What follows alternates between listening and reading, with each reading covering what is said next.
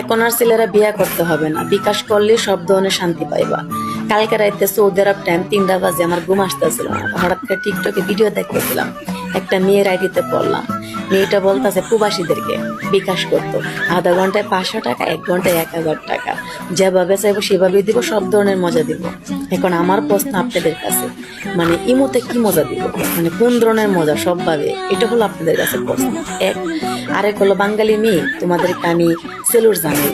দেখো মাত্র 30-40 হাজার টাকার জন্য সৌদি আরব এসে মানুষের বাসা ভান্দিগিরি করতে করতে হাত চুলের ভালের বাল চুল উঠে গেছে গা।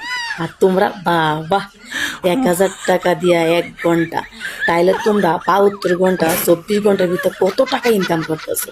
তোমাদের ইজ্জত এত সস্তা হয়ে গেছে। আধা ঘন্টায় 500, 1 ঘন্টায় 1000।